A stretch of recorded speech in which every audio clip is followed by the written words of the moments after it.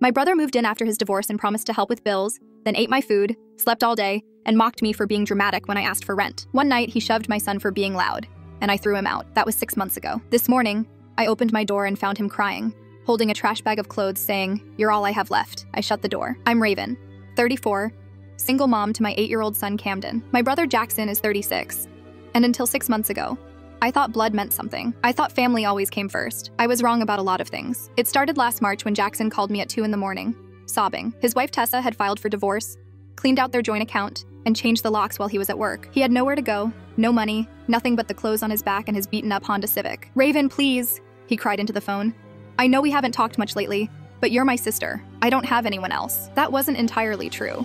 Our parents lived 2 hours away in the same house we grew up in, but Jackson had burned that bridge years ago when he borrowed $5,000 from Dad's retirement fund and never paid it back. Mom still sent birthday cards, but the relationship was strained at best. I looked at Camden sleeping peacefully in his dinosaur pajamas and made a decision I'd regret for months. "You can stay here temporarily, just until you get back on your feet." The relief in his voice was palpable. "Thank you, Raven.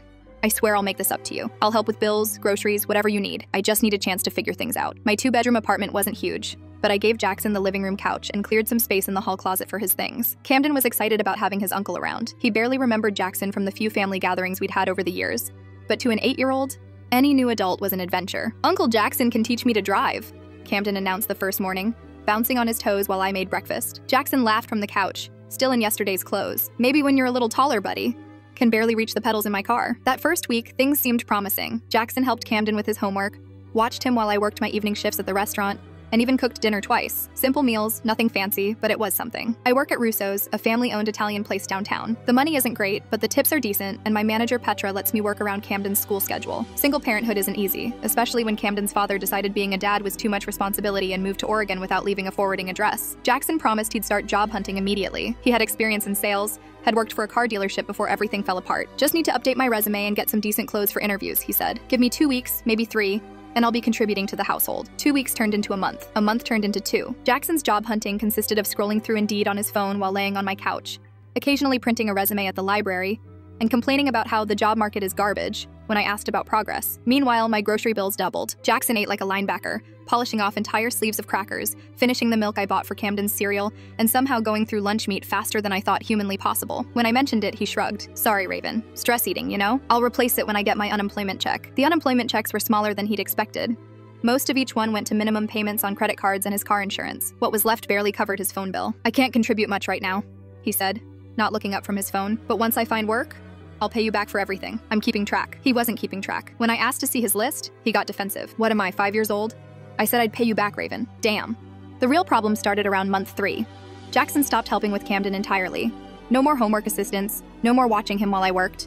Instead, he'd be too tired or not feeling well whenever I needed support. I'd come home from a double shift at the restaurant to find Jackson asleep on the couch, empty beer cans on my coffee table, while Camden sat alone in his room playing video games or reading. My 8-year-old son was essentially raising himself while his uncle napped 15 feet away. "Jackson, we need to talk," I said one Thursday evening after Camden was in bed. "This isn't working." He muted the TV and looked at me with bleary eyes. "What do you mean? You've been here 3 months. No job, no contribution to bills or groceries, and you're not helping with Camden anymore." "I'm drowning here." Jackson sat up straighter, and something shifted in his expression. The grateful, apologetic brother was replaced by someone defensive and mean. "Drowning?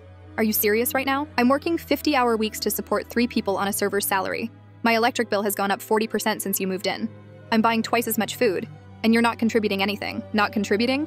Jackson's voice rose. "I keep this place from being a total mess. I take out the trash. I watch your kid when you're gone. You sleep on my couch while Camden entertains himself. That's not watching him." "Jesus Christ, Raven.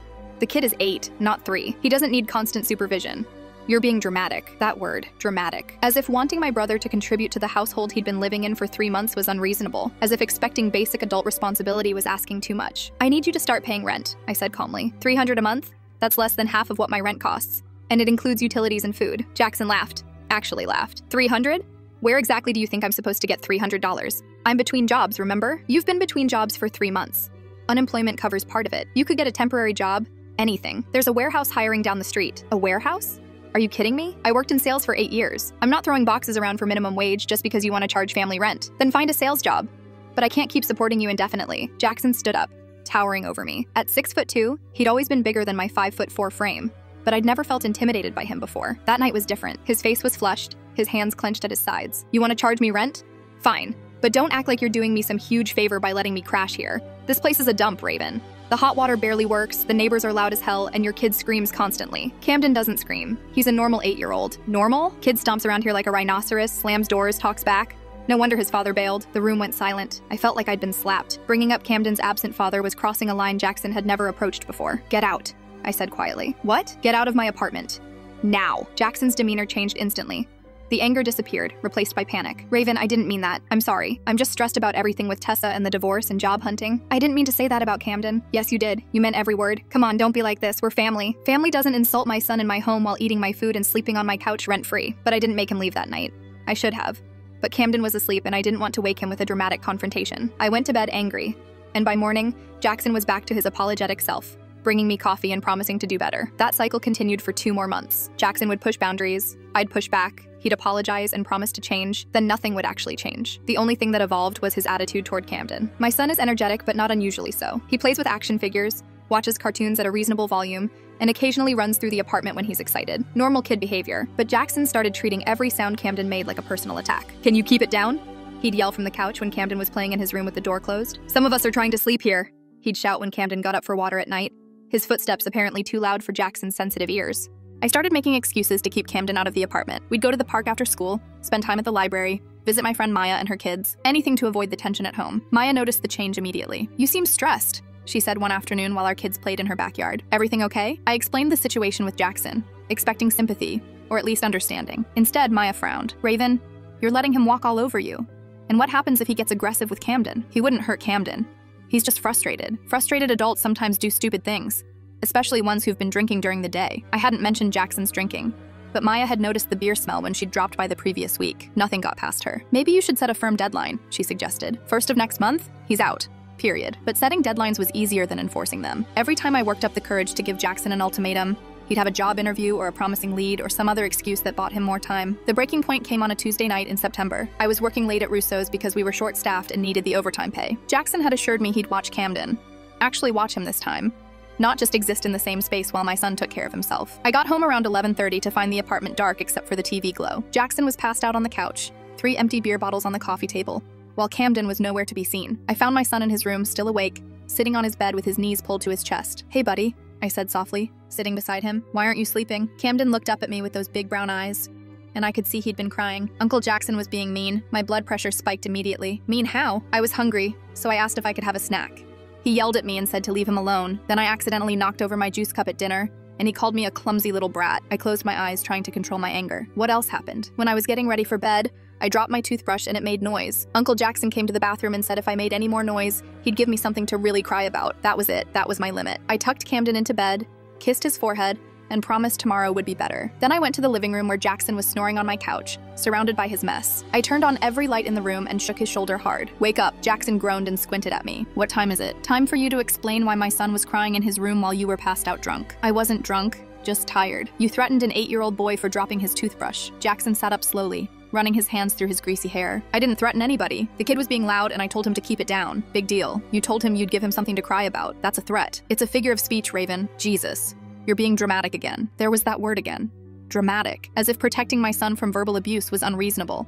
As if expecting basic human decency was asking too much. You need to leave, I said. Tomorrow. Pack your things and go. Jackson's face hardened. Where exactly am I supposed to go? I don't care. Figure it out. You're seriously going to throw your own brother out on the street over this? I'm seriously going to protect my son from someone who thinks threatening children is acceptable. I didn't threaten him. I told him to be quiet. There's a difference. Our voices were getting louder, and I was worried we'd wake Camden. But before I could lower my tone, I heard small footsteps in the hallway. Camden appeared in the living room doorway, rubbing his eyes. Mom, is everything okay? Everything's fine, baby. Go back to bed. But Jackson saw Camden standing there and something in him snapped. This is exactly what I'm talking about, he said, pointing at my son. Kid can't mind his own business. Always eavesdropping, always in the way. Jackson, stop. No, let me finish. You want to know why Tessa left me? Because I was tired of dealing with kids. Tired of the noise, the mess, the constant interruptions, and now I'm stuck here listening to the same garbage all over again. Camden's lower lip started trembling. I stepped between him and Jackson, my protective instincts kicking in. That's enough. The kid needs discipline, Raven. Real discipline. Not this gentle parenting bullshit where you coddle him every time he gets his feelings hurt. He's 8 years old. He's 8 years old and acts like he runs this place. Stomping around, making noise whenever he wants. Interrupting adult conversations. In my house, kids knew their place. This isn't your house. Jackson stood up from the couch and I could smell the beer on his breath. You're right, it's not my house. It's a tiny apartment where I'm sleeping on a couch and listening to your brat make noise all day while you work and pretend to be some kind of martyr single mother. Don't call him a brat. What should I call him? A perfect little angel? Kid doesn't listen, doesn't show respect, doesn't understand that adults need quiet sometimes. Camden started crying behind me, soft sniffles that broke my heart. I reached back and took his hand, pulling him closer to me, away from Jackson's anger. That's it, I said. You're leaving tonight. Right now. I'm not going anywhere. You can't just kick me out because your feelings got hurt. I can, and I am. Get your things and get out. Jackson took a step toward us, and that's when everything changed. Camden, scared and overwhelmed, tried to move around me to get back to his room. But he bumped into the coffee table in his hurry, knocking over one of Jackson's empty beer bottles. The bottle hit the floor with a loud crash, beer and glass scattering across my hardwood. Damn it! Jackson exploded. This is exactly what I'm talking about. He reached around me and grabbed Camden's arm, not gently. My son yelped in surprise and fear. Let go of him, I said, but Jackson ignored me. You need to learn to watch where you're going, he told Camden, his grip tightening on my son's thin arm. Clumsy little. That's when Camden, frightened and in pain, tried to pull away. Jackson, drunk and angry, didn't let go. Instead, he gave my son a hard shove, sending Camden stumbling backward into the wall. The sound of my 8-year-old hitting the wall will haunt me forever. Not just the physical impact, but the small cry of pain and fear that came after. Camden slid down the wall and sat on the floor, holding his shoulder where it had hit first, tears streaming down his face. I saw red. Literally saw red around the edges of my vision as rage took over every rational thought in my head. I shoved Jackson as hard as I could, using all my weight and momentum. He wasn't expecting it and stumbled backward, nearly falling over the couch. Get out! I screamed, louder than I'd ever screamed in my life. Get out of my house right now! Raven, calm down. You put your hands on my son. Get out. I was beyond rational conversation. 6 months of frustration, resentment, and worry had exploded into pure protective fury. I grabbed Jackson's jacket from the chair and threw it at him, then his shoes, then the small pile of clothes he kept on the floor beside the couch. I didn't hurt him, Jackson said, but his voice was different now. Scared. He was starting to realize how badly he'd miscalculated. He's fine. Kids bounce back from, get out! Get out! Get out! I kept throwing his belongings at him while Camden cried behind me. Jackson started gathering his things, muttering about how I was overreacting, how he barely touched Camden, how family should stick together through rough patches. You have 10 minutes to get everything and leave, I said, my voice deadly calm now. If you're still here in 10 minutes, I'm calling the police. And tell them what? That your brother gave your kid a little push? They'll laugh at you. Try me. Jackson must have seen something in my expression that convinced him I wasn't bluffing. He stuffed his clothes into a garbage bag, grabbed his phone charger and few other possessions, and headed for the door. This is ridiculous, Raven. When you calm down, you'll realize you're making a huge mistake. I'm your brother. I'm family. Family doesn't hurt children. I didn't hurt anybody. I opened the door and stood beside it, waiting. Jackson gathered the last of his things and walked toward the exit, but he stopped right in front of me. You'll regret this, he said quietly. When you're struggling to pay bills and can't find a babysitter and realize how much I actually helped around here, you'll regret throwing me out over nothing. I regret letting you stay this long. Jackson left without another word. I locked the door behind him, turned the deadbolt, and put the chain on for good measure. Then I went to Camden, who was still sitting on the floor by the wall, holding his shoulder. Let me see, baby, I said gently, kneeling beside him. Camden let me examine his shoulder and arm. No visible bruising yet, but he winced when I touched the spot where he'd hit the wall. Nothing appeared to be broken or seriously injured, but the emotional damage was harder to assess. I'm sorry, Mom, he whispered. For what? For making noise, for knocking over the bottle, for making Uncle Jackson mad. My heart shattered into 1,000 pieces. Camden, look at me. None of this was your fault. Not one bit. You did nothing wrong, but I was being loud earlier, and I did knock over the bottle. You're 8 years old. 8-year-olds make noise sometimes. 8-year-olds have accidents. That's normal. Uncle Jackson was wrong to get angry at you for being a kid. I held Camden while he cried, rubbing his back and promising him that he was safe, that Uncle Jackson wouldn't be coming back, that he'd never have to worry about walking on eggshells in his own home again. Getting him to sleep that night was difficult. Every small noise made him flinch. When I tucked him in, he asked if Uncle Jackson had keys to the apartment. No, baby, he can't get back in. Are you sure? I'm positive. And if he ever tries to come back, I won't let him in. Promise? I promise. The next few days were rough. Camden was jumpy and quiet, nothing like his usual energetic self. I called out of work to stay home with him, something I could barely afford but couldn't avoid. My son needed to feel safe in his own home again. I also changed the locks, just to be absolutely certain Jackson couldn't return. The locksmith cost $200 I didn't have, but it was worth it for peace of mind. Jackson tried calling and texting for the first week. His messages alternated between apologies and anger, sometimes within the same conversation. I'm sorry about last night. I was drunk and stressed. Give me another chance. You're seriously going to abandon family over one mistake? Camden is fine. Kids are tougher than you think. You're being too protective. I helped you for months and this is how you repay me? I blocked his number after the 5th day. Whatever guilt I felt about cutting off contact disappeared every time I saw Camden flinch at unexpected sounds or ask for reassurance that Uncle Jackson wasn't coming back. My friend Maya was blunt in her support. You did the right thing. Anyone who puts their hands on your kid doesn't get a second chance, brother or not. The financial strain was immediate and brutal. Without Jackson's unemployment contributions, minimal as they were, I was covering all household expenses on my server income alone. I picked up extra shifts whenever possible, sometimes working 6 days a week, but it still wasn't enough. My landlord, Gerard, was understanding when I explained the situation. He gave me a 2-week extension on October's rent, but made it clear he couldn't make exceptions indefinitely. I like you in Camden, he said, but I have bills too. I started looking for a second job, something I could do during Camden's school hours or late at night after he was asleep. The applications were exhausting on top of my restaurant schedule, but I didn't have a choice. Camden slowly returned to his normal self over the following weeks. The jumpiness faded, his appetite came back, and he started sleeping through the night again. But he still asked questions about Uncle Jackson. Where is he sleeping now? Is he mad at us? Will he come to my birthday party? I answered honestly but gently. Uncle Jackson was staying somewhere else. He had made some bad choices and needed to work on himself. His problems weren't Camden's fault, and Camden didn't need to worry about him. 3 months passed without any contact from Jackson. I assumed he'd moved on, found somewhere else to crash, maybe even reconciled with our parents or found steady work. I stopped checking over my shoulder when we left the apartment, stopped worrying about unexpected phone calls. The holidays were tight financially, but peaceful emotionally. Camden and I made sugar cookies, watched Christmas movies, and built a blanket fort in the living room where Uncle Jackson used to sleep. My son was happy and felt safe, and that was worth more than any amount of money. I did have to take a second job at a coffee shop, working early morning shifts before my restaurant work. The schedule was brutal, up at 4:30 a.m., home by midnight most days, but we were making ends meet, barely, but meeting them nonetheless. Camden started asking fewer questions about Uncle Jackson as the months went by. By spring, he rarely mentioned him at all. We'd established new routines, new traditions, and new boundaries that didn't include walking on eggshells around a volatile adult who contributed nothing but stress to our household. That brings us to this morning. I was making Camden's lunch for school when I heard soft knocking at the door. Not pounding or demanding, just gentle, persistent tapping. I looked through the peephole and saw Jackson standing in the hallway, but he looked nothing like the angry man I'd thrown out 6 months earlier. He was thinner, much thinner, wearing clothes that hung loose on his frame. His hair was longer and unkempt, his face pale and gaunt. He was holding a black trash bag, the same kind he'd stuffed his belongings into that night in September. But what struck me most was his posture. The aggressive confidence was gone, replaced by something that looked like defeat. His shoulders were slumped, his head down, and even through the peephole I could see he was crying. "Raven," he said softly, probably sensing I was looking through the door. "Please, I know you're there. I just need to talk to you." Camden was in his room getting dressed for school. I didn't want him to see or hear this conversation, whatever it was going to be. I opened the door but kept the chain on, creating just enough space to speak through. Jackson looked up at me with red-rimmed eyes, tears streaming down his cheeks. "I don't have anywhere else to go," he said, his voice breaking. "You're all I have left. What do you want, Jackson? Can I come in? Just to talk? I know I messed up before, but I've been thinking about everything and I want to make it right." "No, you can't come in." Jackson's face crumpled. "Raven, please. I've been sleeping in my car for 2 weeks. I lost my job at the warehouse, got evicted from the room I was renting. I don't have any money, any friends, anywhere to go. Mom and Dad won't return my calls. That's not my problem. I'm your brother. You stopped being my brother when you put your hands on my son. I was drunk. I was angry about everything with Tessa and the divorce and feeling like a failure. I took it out on you and Camden, and I know that was wrong, but I've learned from it. I've been sober for 3 months. Through the chain gap, I could see Jackson was telling the truth about his appearance. He looked like he'd been living rough, sleeping in his car, not eating regularly. Part of me, the part that remembered protecting him from bullies when we were kids, felt a stab of sympathy. But then I remembered Camden sitting on the floor, holding his shoulder, apologizing for being too loud. I remembered my son flinching at unexpected sounds for weeks afterward. I remembered the fear in his eyes when he asked if Uncle Jackson had keys to the apartment. "I'm sorry you're having a hard time," I said, "but you can't stay here. I'm not asking to move back in permanently. Just a few nights, maybe a week, until I can figure something out. I promise I'll be different this time." "You promised to be different last time too. This is different. I've hit rock bottom, Raven. I have nothing left.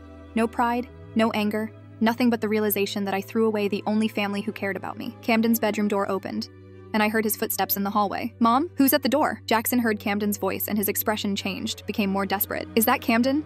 Can I see him? I want to apologize." "No, just for a minute.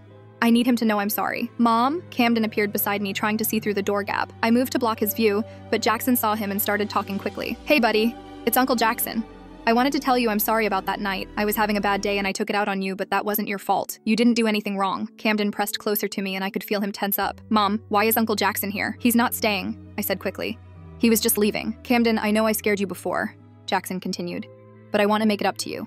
I brought you something." He reached into his jacket pocket and pulled out a small wrapped package. Through the door gap, I could see it was a toy car, the kind Camden used to love when he was younger. "I saw this at the store and remembered how much you like cars. I know it's not much, but I wanted you to have it." Camden looked up at me uncertainly. "Can I take it?" "No," I said firmly. Jackson's face fell. "Raven, it's just a toy. I'm trying to apologize. You don't get to buy forgiveness with a dollar store car. I'm not trying to buy anything. I just want him to know I care about him. If you cared about him, You wouldn't have shoved him into a wall. The words hung in the air between us. Jackson closed his eyes and took a shaky breath. I know I messed up, but people change, Raven. People learn from their mistakes. Some mistakes don't get second chances. Camden tugged on my sleeve. Mom, I need to get my backpack or I'll be late for school. I looked at my son, then back at Jackson. Go get your stuff, baby. I'll be right there. Camden disappeared back into his room, and I faced my brother through the chain gap. You need to leave, now, and don't come back. Where am I supposed to go? I don't know. Call the Salvation Army, find a shelter, get help from social services, but you can't come here. They won't help me.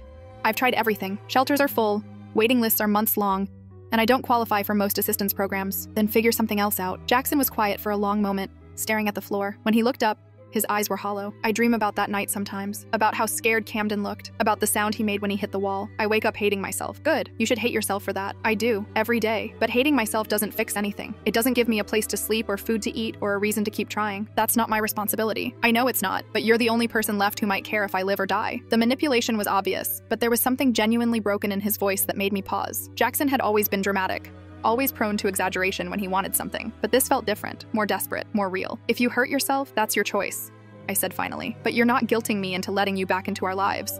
Not after what you did. Camden reappeared with his backpack, ready for school. Can we go, Mom? Tristan said he's bringing his new Pokemon cards to show everyone. Almost ready, baby. I looked at Jackson one more time. Goodbye, Jackson. Don't come back here again. I closed the door, turned the deadbolt, and listened. For a moment, there was silence. Then I heard soft sobbing on the other side of the door, followed by shuffling footsteps as Jackson walked away. Camden was watching me carefully. Was Uncle Jackson asking to come back? Yes. Are you going to let him? No. Good, Camden said simply. I don't want him to come back. He was mean to me. I know he was. And I won't let him be mean to you again. We walked to school together, Camden chattering about his plans for recess and a math test he was nervous about. Normal 8-year-old concerns that had nothing to do with volatile adults or family drama or impossible choices. But as I watched my son run into the building with his friends, I couldn't stop thinking about Jackson's face. The defeat in his eyes, the way his clothes hung on his too thin frame, the trash bag of belongings that represented everything he had left in the world. I thought about our childhood, when Jackson was the one who taught me to ride a bike and helped me with homework, and stood up to the older kids who picked on me for being small, before addiction and divorce and pride turned him into someone I didn't recognize. I thought about the nature versus nurture debates, about whether people can really change, about the difference between forgiveness and enabling, about blood family versus chosen family, about protecting your child versus helping your sibling. There are no easy answers to these questions, no clear guidelines for when you've done enough, when you've sacrificed enough, when you've given enough chances. Every situation is different, every family has its own breaking point, but as I walked home to my quiet, peaceful apartment where my son felt safe and loved, I knew I'd made the right choice. Some bridges, once burned, can't be rebuilt. Some trust, once broken, can't be repaired. Some actions have consequences that last forever. I changed my phone number that afternoon, just to be safe. I didn't want Jackson to have any way to contact us, to guilt us, to try to manipulate his way back into our lives with promises he couldn't keep. Camden came home from school full of stories about his day, excited about a science project on dinosaurs, completely unaware of the morning's drama. He felt secure in his own home, confident that his mother would protect him from anyone who might hurt him. That security, that confidence, that peace of mind, it was worth more than any family obligation or guilt trip or sob story. My first responsibility is to my son, not to my brother. My job is to keep Camden safe and loved and happy, not to rescue adults who make destructive choices. Jackson is responsible for his own life, his own decisions, his own consequences. I can't save him from himself, and trying to do so would only put my son at risk again. Some people might think I'm heartless for turning away my homeless brother. Others might think I waited too long to set boundaries in the first place, but I know what I witnessed that night 6 months ago. I know how my son looked sitting on the floor, holding his shoulder, apologizing for existing too loudly in his own home. Family isn't just about blood. It's about love and respect and protection and creating safe spaces for the people who matter most. Camden matters most. His safety, his emotional well-being, his right to feel secure in his own home, those things matter more than anyone else's problems or promises or pleas for help. I made my choice this morning when I closed the door. I would make the same choice again tomorrow, next month, next year. Some decisions, once made, define who you are as a person and a parent. I am someone who protects her child. I am someone who doesn't give third chances to people who hurt the most important person in my world. I am someone who chooses peace over chaos, safety over obligation, my son's well-being over anyone else's convenience. Jackson will figure out his own life, or he won't. That's not my responsibility anymore. My responsibility is sleeping peacefully in the next room, dreaming about dinosaurs and Pokemon cards and all the normal things 8-year-olds dream about when they feel safe and loved. And that's exactly how it should be.